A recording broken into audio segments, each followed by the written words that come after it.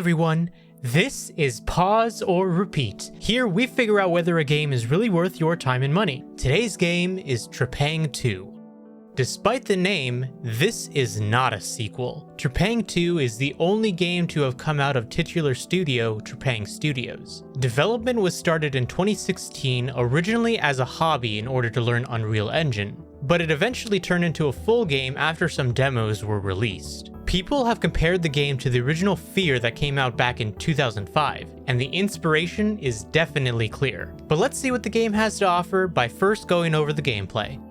The gameplay of Trepang2 is all focused around the gunplay. The gunplay is designed to be very satisfying, and it is successful at that. You'll find yourself going through the levels, wanting to experiment with all the weapons available in the game.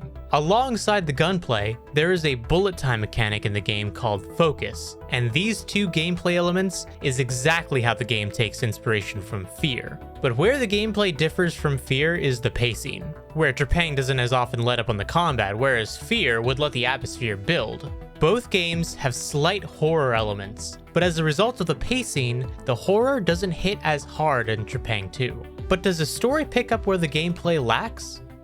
Unfortunately for Trepang2, the story didn't get as much attention as the gameplay. The story follows you playing as an experimental super soldier that breaks free from the corporation that was experimenting on you. From there, you are picked up by a syndicate attempting to bring down said corporation. You then get sent on missions by them to attack corporate facilities and weaken their power, as well as sabotage their various experiments. The story falls flat, however, is mostly unremarkable and lacks proper pacing to keep you interested. Between missions, you will go to the Syndicate headquarters, which seem abandoned due to the lack of any NPCs. Clearly, the gameplay is the star of the show here.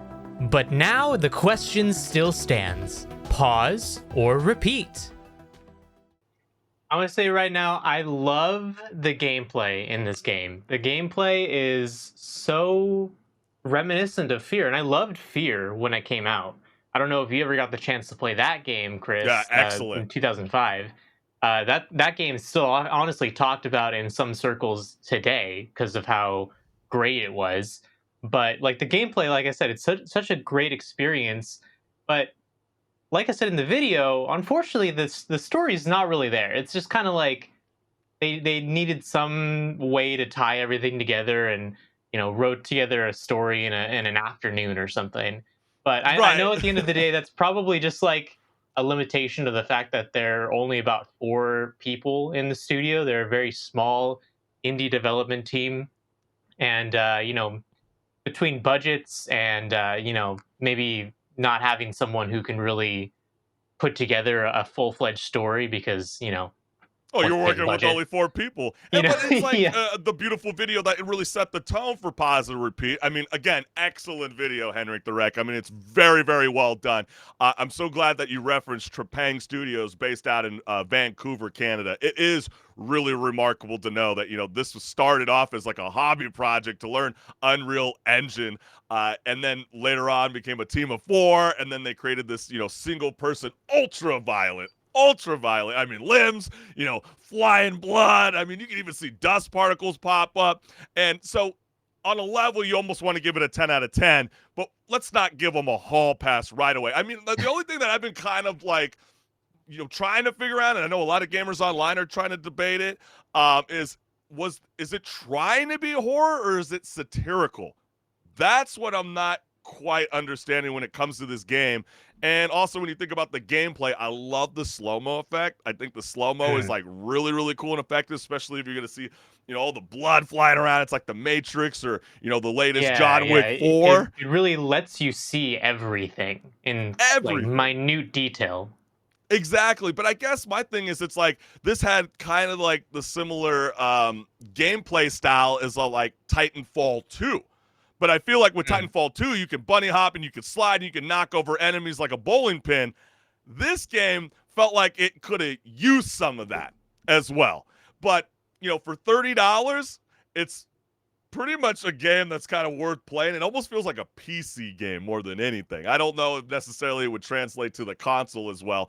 But when it comes to this game, I don't know. I'm not, just because it's a team of four and it's a $30 game doesn't necessarily mean I'm going to give it a hall pass. Because again, just because I'm labeling you as a pause doesn't mean it's a terrible game. But will I be repeating this game? I won't, HenricK. It's a pause. Yeah, I think it's going to be the same thing for me. It's a pause for me as well. I like I said, it's great gameplay, in this game, and I think that the game itself as a whole package is a great game, but I maybe it's just not for me to, repeat it necessarily because I think that maybe in the future if they make another game, they'll probably learn from their mistakes, and especially when it comes to like the story, Right. and maybe make something more fleshed out. Maybe they might even get some more team members to actually put together a bigger game next time, Well, I think that's if they definitely going to be decide the to do that. case.